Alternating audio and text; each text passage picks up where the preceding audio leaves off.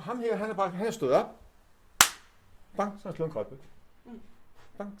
Er det ikke dejligt at tænke? Tænk sig, at han er ikke ligget syg, og du kan se her, der er ikke nogen hjælpemidler, der er ikke nogen ting. Han er bare stået op, og så har han måske spist morgenmad, og så har han gået rundt og hygget sig, og så er han faldet om.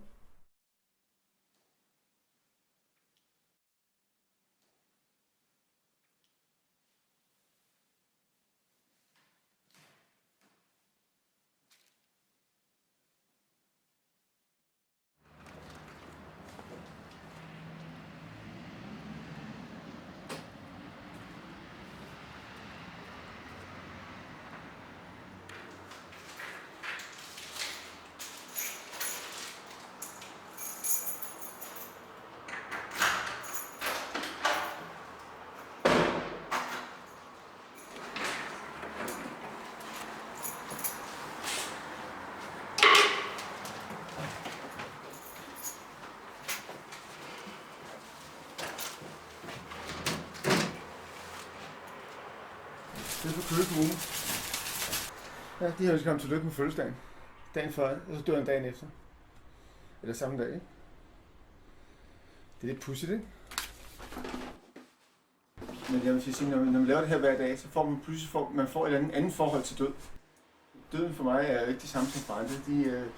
Fordi jeg ser død, altså folk, der er død hver dag, eller tingene efter det hver dag. Så det påvirker mig ikke helt på samme måde.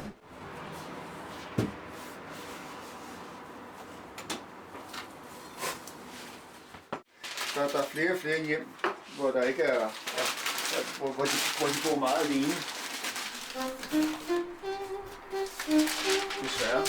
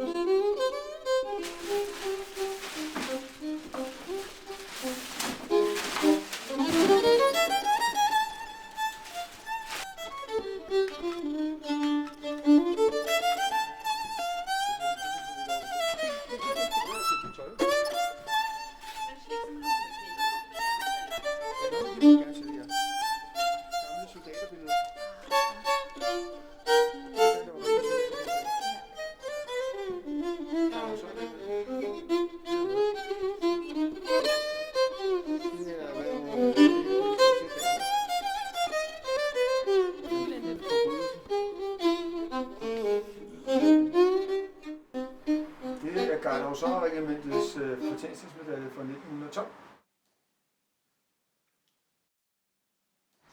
Jeg synes, at når jeg kommer ind hjem her, det er jo et dejligt hjem at komme ind i. Det er jo en rar mand, der har boet her. Det kan man mærke. Han har levet livet. Og det synes jeg er dejligt.